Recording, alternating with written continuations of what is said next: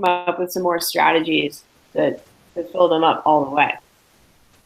So I think that that's a very real example of what our athletes deal with on a regular basis, where they show up to practice and they've got all this other stuff going on, right? And as coaches, we really want to be aware of where our athletes are in terms of this thing we call the emotional tank and how that's going to affect their performance. So can you guys think of either a player or a team that you would say has underperformed or hasn't lived up to their potential, as we tend to say in the athletic world? I had a team that I coached. It was a high school team, and they had a lot of talent, but there were a couple girls. This is high school lacrosse. They had a couple girls on the team that just were really full of themselves, and they were a negative influence, and they were upperclassmen. And so I was excited just coming in as a new coach, thinking, wow, this team's so talented. They have all these great girls. And I was really shocked right off the bat how the morale of the team was so low because of these few girls that just thought they were God's gift to lacrosse. And they put everybody down around them. So I think it took us like halfway through the season to even win a game just because of the attitude. Yeah, isn't that amazing how much of an impact attitude can have? And it really will trump talent. Yeah. Great. Thank you for sharing. Does anyone else want to share a scenario or a story of an athlete or team that was underperforming or not living up to their potential? Sure. This spring, I coached 11, 12-year-old boys in baseball. And I had one kid that was a pretty good little athlete, but he really had low self-esteem. And if any one thing went wrong, he just spiraled straight down, wouldn't engage, sat at the end of the bench. And it really, everybody liked him, so it really affected the team whenever he did that. Right. Okay, so it sounds like for both of these, Kelly for that group of girls and Al for this individual, that it could have been that they had low E-tanks. And so some of the characteristics that we see of individuals or teams with low E-tanks are they tend to be more pessimistic, they give up more easily, and they're overall less coachable. Whereas athletes with a full tank tend to be optimistic, deal better with adversity, or they're more able to take on challenges, and they're more coachable, right? So then that really brings up the question, okay, how can we as coaches fill up this emotional tank? And we need to understand what drains the tank and then what fills the tank. So what do you guys think? What are some things that would be like tank drainers? And I tend to say drainers and fillers. So what do you think? What are actions coaches do that would drain the tank? And it could be a coach or other teammates. Getting yelled at. Getting yelled at, absolutely. Drainer. What do you think are some other drainers? I think just when the coach picks on every single thing they do wrong and just points it out, like immediately. That's stuff. Right. Yep. And not having fun. Not having fun. Right. I think fun is such a hard one sometimes. And I say this, it's like, well, we want to have fun, but I think trying to figure out how you create that atmosphere of fun is really challenging for a coach. Any idea, like, what do you think are some strategies we can do to create fun? Like, fun is something that happens, right? Well, for me, it was more fun playing in the games than sitting on the bench, for me personally. Right, yeah, I think for most kids. Okay, so getting to do something, that's fun, right? Okay, so what are some things, so that could be a tank filler, right? Just the act of doing, right? Participating. What are other things that could be tank fillers? I think just letting the players get to know each other. That's been really big for the teams that I've coached because I realized a lot of the kids I assumed knew each other and they really didn't. So doing things that have to do with, getting to know you, team bonding activities, just really that have nothing to do with the sport. So the kids can get to know their strengths and weaknesses and personalities. Yeah, so team builders. Or maybe activities outside of the field or the area where you practice. Yep. Cool. Awesome. Experiencing success in some way? Yes. Excellent. Okay, so those are great. Just a few more, and you can see them on the slide here, right? So in terms of drainers, we've got like criticism and correction, and Kelly, you kind of mentioned that, like the coach that nitpicks at every single thing you do. Sarcasm. It's one of the easiest things to do, and one of the easiest ways to really make a kid feel pretty bad about themselves. Just ignoring bad behaviors or ignoring a player, ignoring behaviors that we don't want to see isn't great either. And then almost the biggest one are the nonverbals, right? The shaking of the head, the throwing the arm down, the looking away. Those really stick with kids and get at that emotional center. And then what are things that fill the tank? So just truthful, specific praise, really recognizing what an athlete is doing and being really honest with them. Expressing appreciation, so just thanking players for doing what they're doing, for showing up, for trying, for complimenting another one of the players. Listening, so asking questions and really being present to hear what your athlete is saying is a big tank filler. And then the nonverbals, right? So keeping your head up, applauding, maybe patting a kid on the back, or just not looking disappointed when they mess up. So we're gonna do a quick scenario here. I'm going to be playing soccer, and it's a tie game. It's a pretty big game. There's like 2 minutes left. I've dribbled down. I'm gonna shoot. I'm gonna miss the ball or miss the net. And I want you guys to respond and with tank drainers. So you're going to drain my tank when I miss this shot. Okay, I'm going to get up. All right, here we go. I've got the ball. I'm dribbling down. I shoot. Oh, and I miss. And I am just like all negativity. What do you guys do? Oh, man, that was easy. We needed that. That could have won the game for us. Are you kidding me? Oh, I know. I suck. Oh, dang it. All right. You guys are pretty good tank drainers. Not that good, though. That was like, full stop. So now I'm going to do this again, but I want you guys to fill my tank, okay? The tie game where, I have a chance to win. I'm dribbling. I shoot.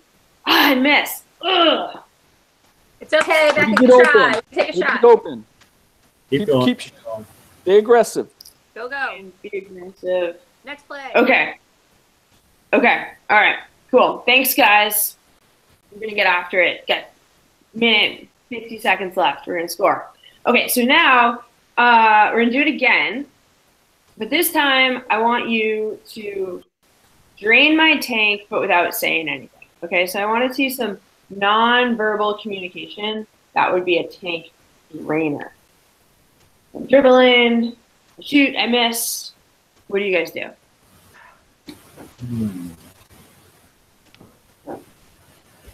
Okay, so covering the eyes, throwing the hands up, right? Just total looks of disappointment.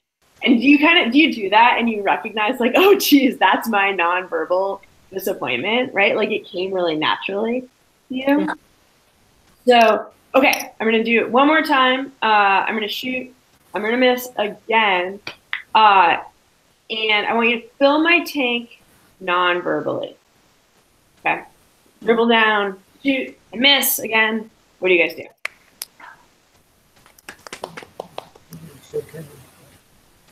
Awesome, cool. Ruben, I really like the fists up.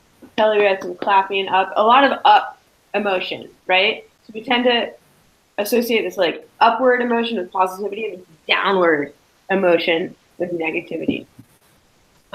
Cool. So how did that feel for you as participants to kind of do an emotional drain versus a positive filler? Like, what were you feeling emotionally? I think sometimes when I react to something that happens on the field, I'm embarrassed that my team just did that. And I almost sometimes feel like I have to show the parents and the players that I'm disappointed in that, just to show them that I really care about what's going on. So I don't think I'm necessarily doing it to, make the player upset on the field. But, if I just show no emotion, then the parents might think I don't even care. Right. Right. I feel that way too sometimes. Yeah. Okay. So we're going to transition to our next slide here. And I'm going to ask, what is the one thing that you think coaches can do to be more effective? And I just want you to think about this for a moment right now, because we're going to answer it, but we're gonna come back to this question. Okay, so just hold that thought in your head. And now I'm going to give you something else to think about, which is, if we want to be praising our athletes with positivity, where does the criticism or the feedback or the corrections come in? And what's the appropriate ratio? Like, how much positive do we need for every criticism or piece of feedback? So what do you think? Do we need, 1-to-1, like one positive piece of feedback for one maybe constructive piece of feedback, or 2-to-1? Just, what do you guys think? 3-to-1, 10-to-1? I think it's 3. I think it's 3-to-1. 3. Okay. 2-to-1. 2-to-1. Twice as much positive. Yeah, I think that's what I thought too. I was thinking 2, maybe 3. It turns out, and there's a tremendous amount of research to support this, that 5-to-1 is what we call this magic ratio, where if an athlete or an individual receives 5 pieces of positive praise for every 1 piece of constructive feedback, magic things start to happen. And they feel better, they play better, they're more motivated, they're more excited. And this is true not only on the athletic field, but in businesses, in personal relationships. There's actually a tremendous amount of research in terms of, married couples or long-term couples where if this ratio is the norm, they tend to stay together a lot longer. That might be a little tip to take home today. And this is hard. I think is one of the first things I want us to acknowledge, that providing an individual with 5 pieces of, truthful, specific, positive praise for every 1 piece of criticism, that's a big challenge. But winning is a big challenge, right? Producing not only better athletes, but better people, that's a big challenge, right? It shouldn't be easy. But we know that if we do it, great things do happen. And so I want to give us a few specific tools to try to make these great things happen. And let's go to the next slide, which is our E-Tank featured tool. And so we're going to return to this question that I had just asked, of what's the one thing most coaches can do to be more effective. And at PCA, our answer is really simple. It's give more positive praise, right? More positive praise than negative praise. And really, we're shooting for this magic ratio of 5-to-1. Was that a timer, or was that like? Sorry, that was my clock. Keep going. Okay. No worries. Time to feed the cat. All right, so we're gonna hear from Phil Jackson. And does someone want to volunteer to read this quotation from Phil Jackson? About that time, Jim's book shows up and positive coaching becomes an influence in my life. The 5-to-1 ratio, 5 praises to 1 critique. And of course, the rest we know is that these Bulls won 3 championships in a row. Great. If Phil Jackson is behind this, I think that's really telling of how powerful positive praise is. So we have a little video to hear from Phil Jackson. So we'll play Yep, that. we can just assume we played that. Yep. Okay. So what do you think the most important thing is that he says here? Like, what really stands out to you? And why don't you guys could talk about this, find another person, get up, move around, and then share out.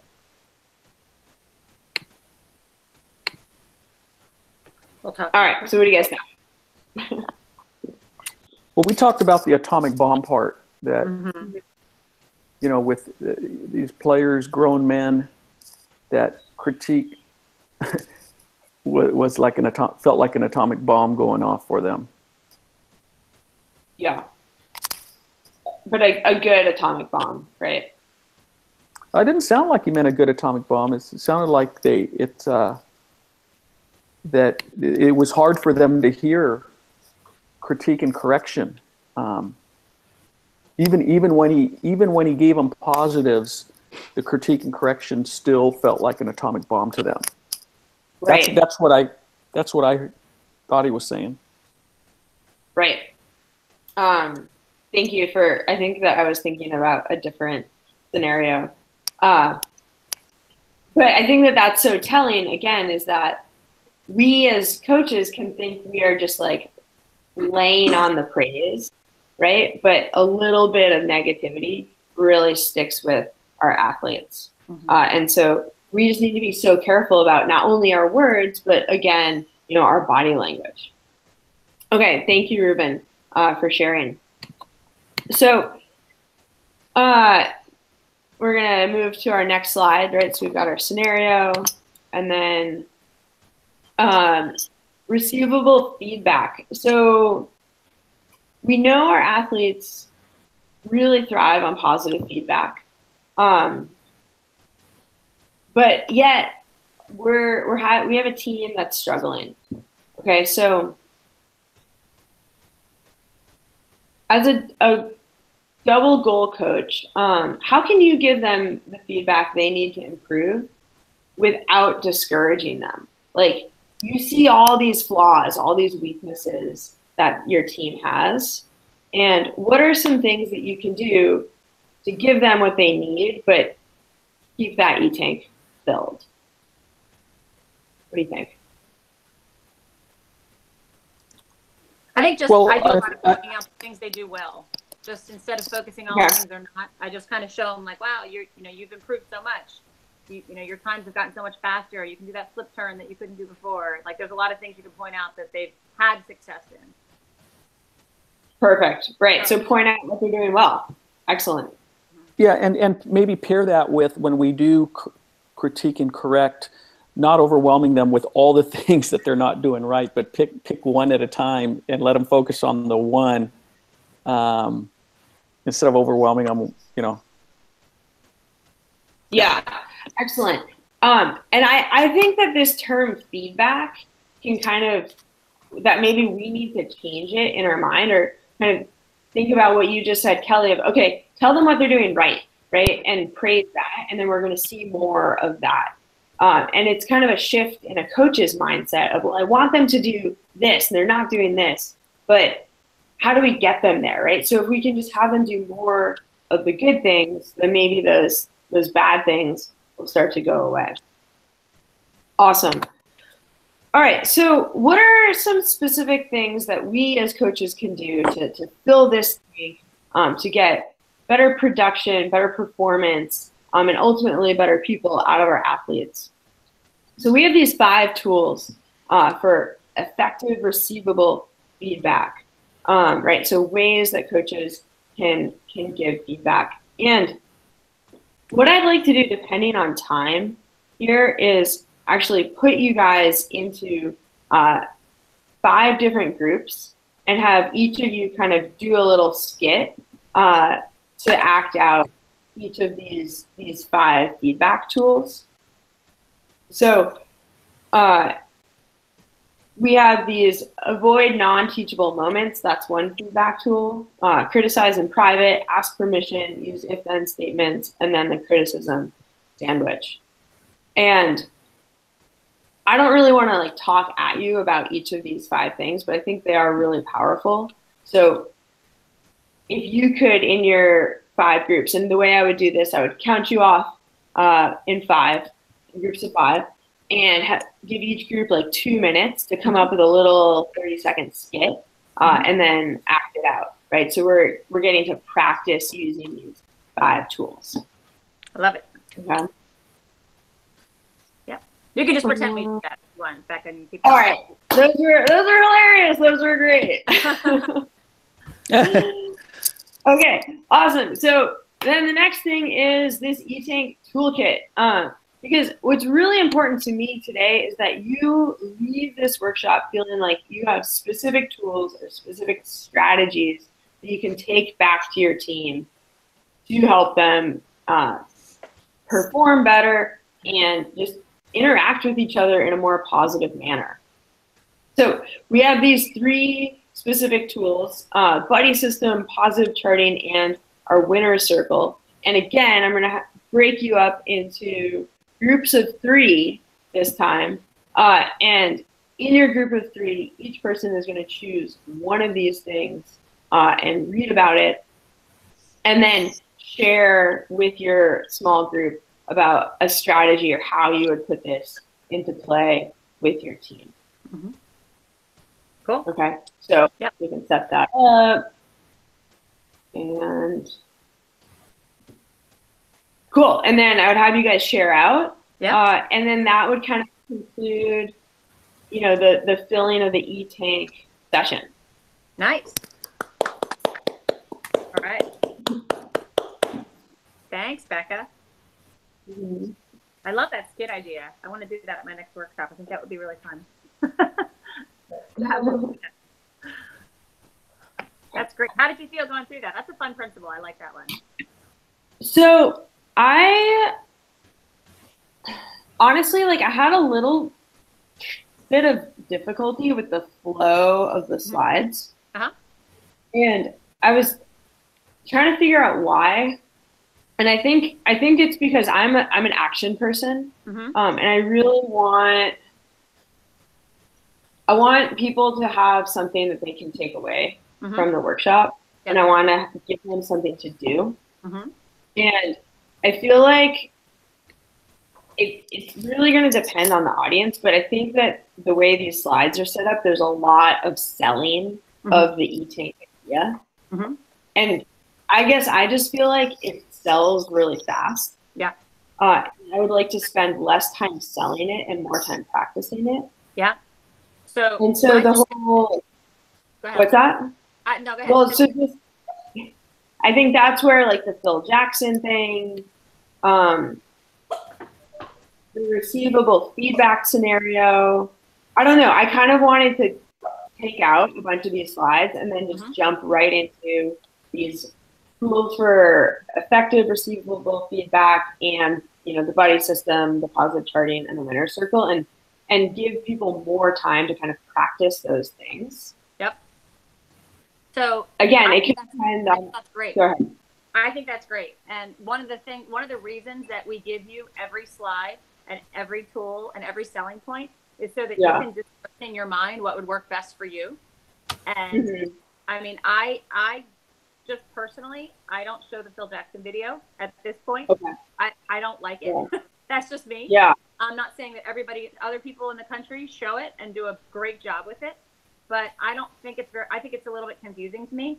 But if you didn't know it was available, then you wouldn't know whether to use it or not. So the other thing is, and I think I've said this before, you don't have to hit every single point on every single slide. So as long as you have a good feeling for it, you know, you can move along the sell point, as you called it. You can move along that as fast as you want. I agree. The best part of this section is the tools. The coaches want to know, what can I do? But for some coaches, they've never heard of this concept before. And I think that's what I've been reminded of, because some of these concepts are so natural to me. And I think, well, I could just skip over that because everybody knows that. And then somebody will do something at a workshop, and I'm like, wow, they really are clueless. Like, they have no clue that kids actually will play better when their emotional tank is filled. So I think, you know, these 2 slides that have the tank, what fills the tank, what drains the tank, that can take you 20 minutes alone, or it can take you 2 or 3. And so, Yeah. You've got to kind of read the room. If you get a lot of like, yeah, they get this, they understand this. And this slide up that says what drains the tank and what fills the tank, that can just be up on the screen while you're doing your soccer scenario. You don't have to hit through every one of those. You can just say, oh my gosh, look, I saw nonverbals over there. I saw you, you were being really sarcastic. Look at you, so you don't have to actually read through the slide. If it's up there, people are going to read it. So Yeah. don't feel like you have to slow down your pace to make sure they're reading it. You know what I'm saying? Right. So Yeah. I definitely think you could have moved through that faster. The part I felt like you were really hitting every single point. The other part that again works great for some people and other people it doesn't is where it has what's the most effective thing coaches can do, and then here's the 5-to-1 ratio, and then let's come back to that question.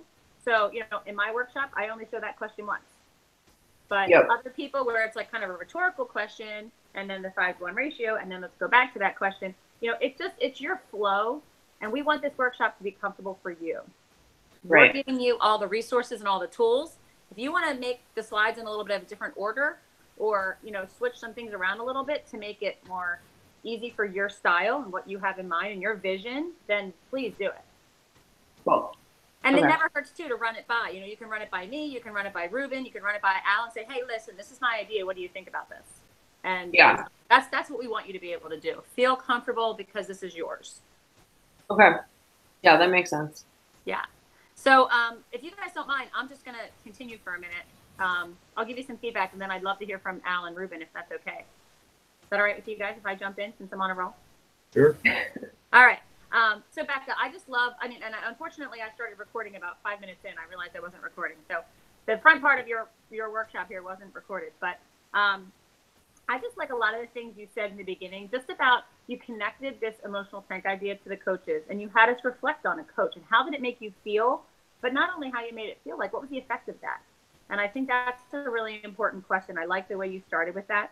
And, always, anytime you do partner share or sharing in the beginning, I think that helps to get the coaches talking more. And then you brought in something from your own coach, look good, feel good, play good. That was something from your own experience that, again, can connect me as a coach to you and what you're doing. I think, again, you said it quickly, but emotions are real. And I think that's something that a lot of coaches are so focusing on the skills. They're not thinking about emotions as being part of the game. And I've also had coaches of boys say I'm coaching boys now. I'm not dealing with feelings. I'm not dealing with emotions. It's about the sport. And I have, a husband and nephews and plenty of boys around to coach. And I think boys' emotions are almost worse than girls sometimes. My husband's high school boys and high school girls. And he says, give me a group of girls any day. They're less emotional than the boys are. They just show it different. Yeah. Characteristics of an underperforming team. I think that's awesome because all of a sudden coaches go, wait, that's my team. And maybe the reason they're underperforming is because their emotional state is low.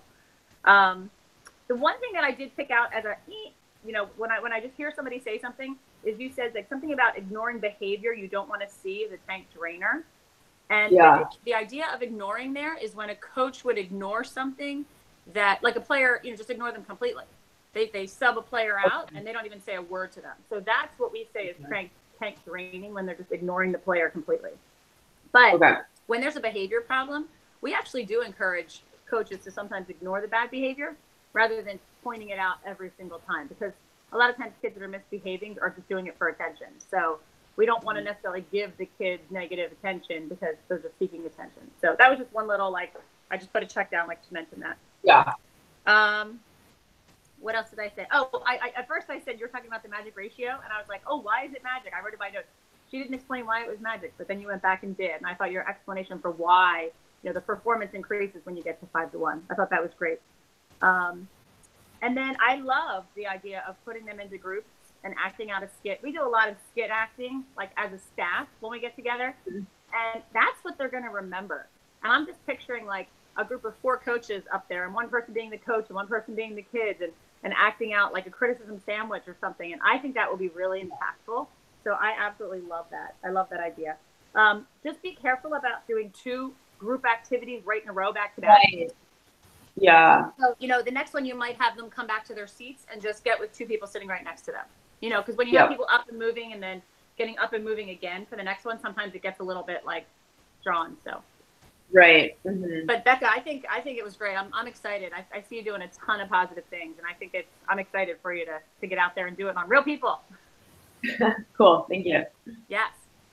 Go ahead, Ruben or Al. Go ahead. Yeah, I'll go. Becca, I had a lot of the same things Kelly did. I liked, and I always, when I watch you on screen, I think that how much better you're going to be in person. You have the excitement and the energy level is really great, even at 7 o'clock in the morning. It really drew me in. And I think that's a positive that you need to keep drawing on is your personality. I like to check in with our emotions and really it made it personal to instead of just listening, they actually were thinking about how it affected them. I thought that was great. Good mastery of the content. That's not a problem. You know where you're going with that. I would echo Kelly's suggestion that you move away from being so slide bound and start doing the things that you think are important to do. I think follow your instincts. I think you're really on the right track there, and I'd encourage you to do that. I'd like to hear a little bit more. I'd like to hear stories from you, and I think stories are pretty powerful, and I know you have a lot of them. And I would draw on that to keep touching back to a principle. Tell an overall story and just keep referring to it instead of looking at the slides and going through it. I think those are the things that you talked about maybe doing. So I would encourage you to do that. I like the skit thing. I thought that was great. Anything you can do behaviorally to get the coaches to act out what you want them to do, I think would be important instead of telling them what would be great about it.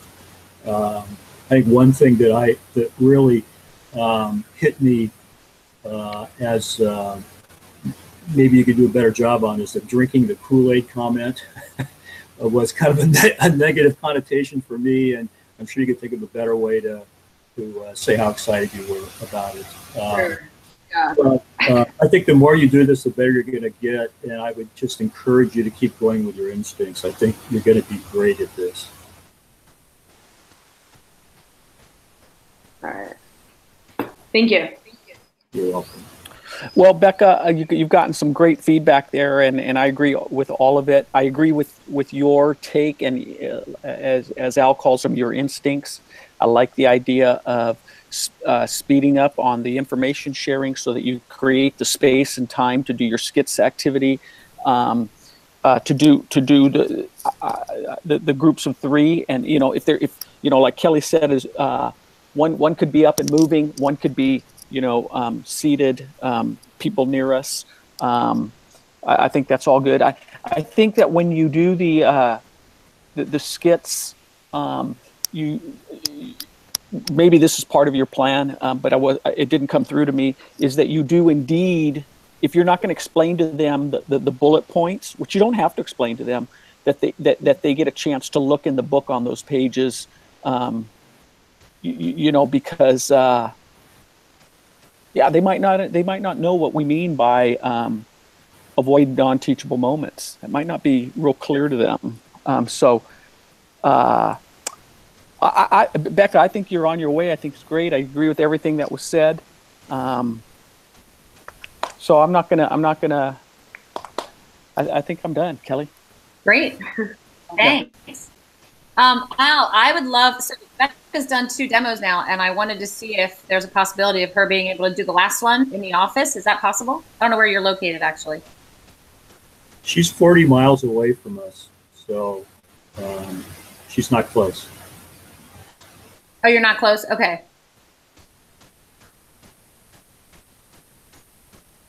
I can't hear her. Is she frozen? No, I'm here. Well, can you hear me? Okay. Okay, yeah. Okay, so geographically that wouldn't work out? I think it could. Yeah, depending on when we did it. Like, I can come into Portland.